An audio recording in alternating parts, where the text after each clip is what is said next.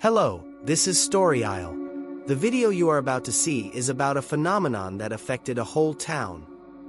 Think of a whole town seeing things that are not there. In August of 1951, an entire town in southern France began hallucinating at once. For several days they experienced the same breakdown of reality.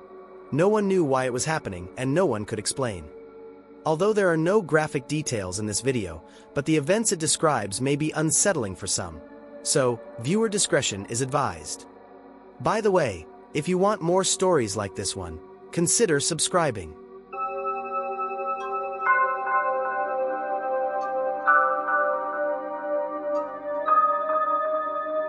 Pont-Saint-Esprit sits in southern France, stretched along the Rhône River, its stone buildings packed tightly together, shaped by centuries of ordinary life.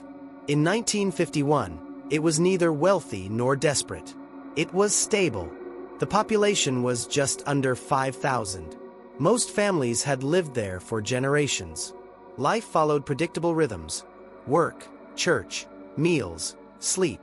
Shops opened early, and business life was stable enough for the population.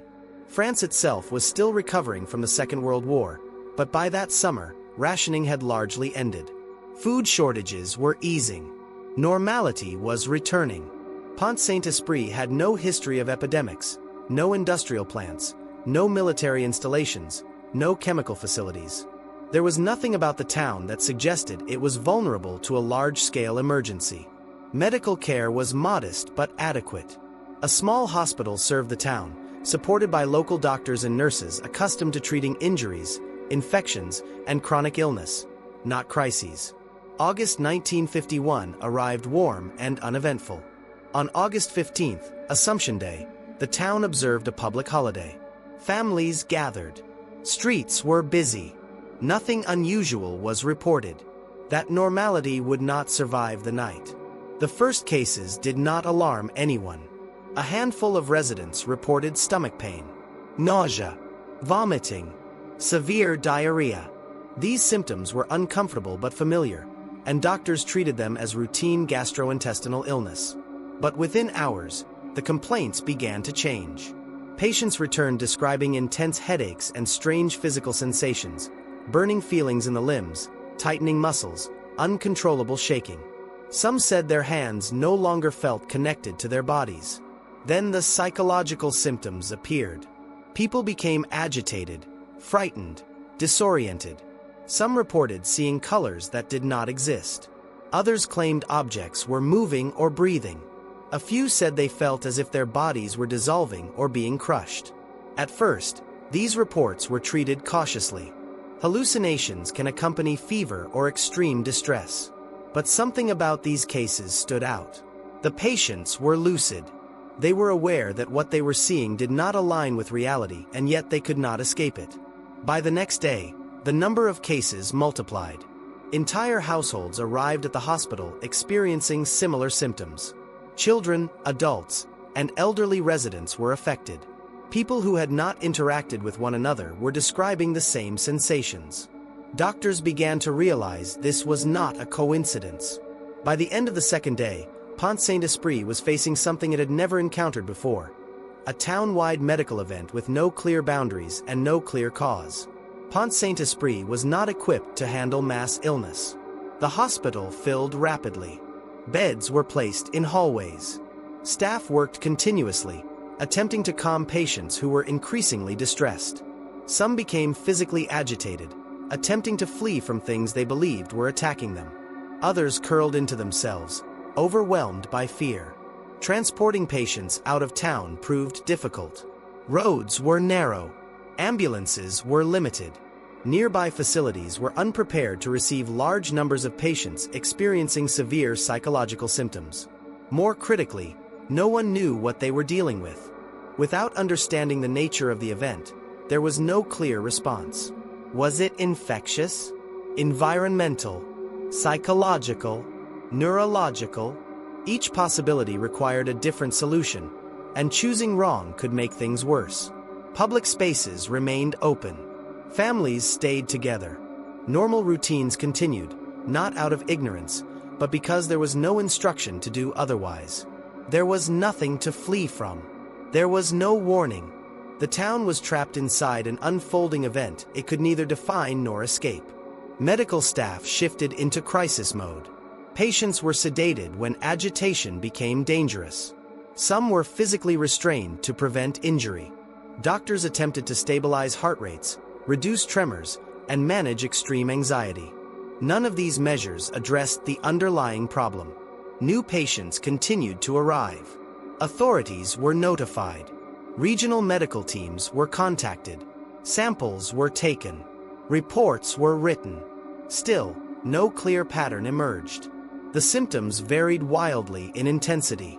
Some individuals recovered within hours. Others deteriorated rapidly.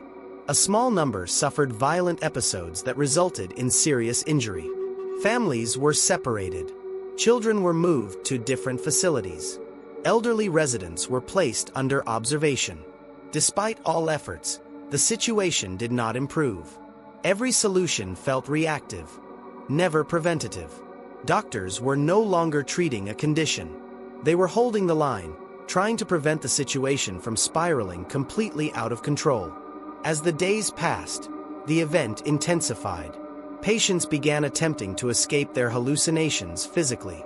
Some tried to jump from windows. Others clawed at their own skin, convinced it was burning or infested. Several suffered fatal injuries. At least 5 people died directly during the crisis. More were permanently affected. What alarmed medical professionals most was that this did not behave like panic or hysteria. The physical symptoms were too severe. The consistency across unrelated individuals was too strong. This was not fear spreading. Something was happening to bodies. Children experienced vivid hallucinations. Elderly residents collapsed without warning. People who had seemed stable hours earlier returned in far worse condition. And still, no explanation. The town reached a breaking point. Military medical teams were brought in. Pont-Saint-Esprit was effectively placed under emergency control. Investigators began documenting everything, aware they were witnessing something unprecedented. Then, almost as suddenly as it had begun, the event started to slow. The crisis in Pont-Saint-Esprit did not end with a breakthrough. It ended quietly. New cases stopped appearing. Hospital admissions slowed. Hallucinations faded in surviving patients, often leaving behind exhaustion, confusion, and gaps in memory.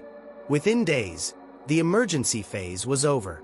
Only then did authorities begin to reconstruct what might have caused it. Investigators compared medical records, timelines, and household reports. They looked for overlap, not in symptoms, which varied widely, but in routine, where people lived, what they shared, what had been ordinary enough to go unnoticed.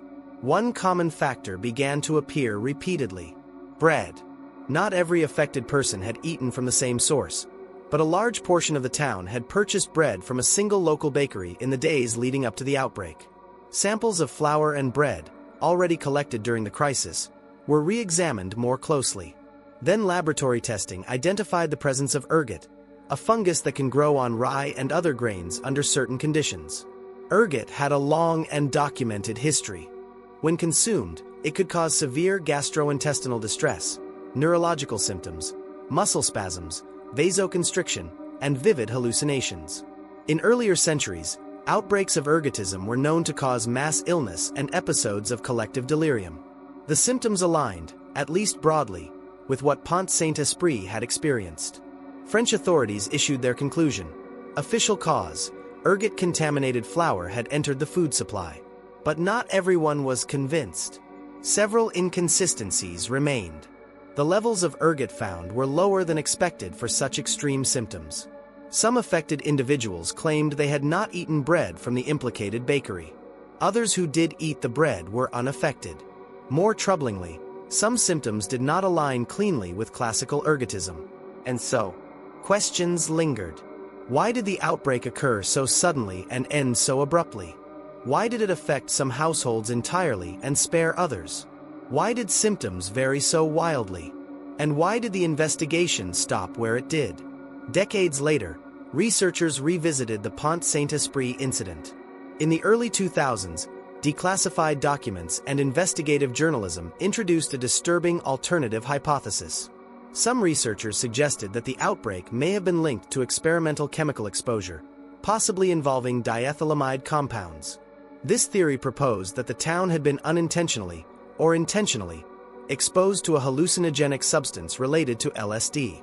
LSD itself was synthesized in 1938 and studied extensively during the Cold War, including by military and intelligence agencies. The CIA's MK-Ultra program, later revealed, involved secret experiments with psychoactive substances, often without subjects' consent. Pont-Saint-Esprit's outbreak occurred at a time when such experiments were actively being explored. Some documents hinted that a chemical agent may have entered the food supply. Others suggested contamination during transport or storage. No definitive proof has ever been produced. French authorities have never officially acknowledged this possibility. The ergot explanation remains the official conclusion. But modern toxicologists note that ergot alone may not fully explain the intensity, duration, and psychological specificity of the event. To this day, no consensus exists. Pont-Saint-Esprit stands as a rare and chilling example of a phenomenon that affected not an individual, but an entire community, simultaneously. The town occupies a strange space in medical history. A documented mass poisoning that behaved unlike most others. An explanation that fits broadly but imperfectly. And an event where an entire town lost its grip on reality before anyone understood why. For those who followed to the end, thank you for watching. If stories like this fascinate you, consider subscribing. There are a lot more coming. Until then, stay curious and stay safe out there.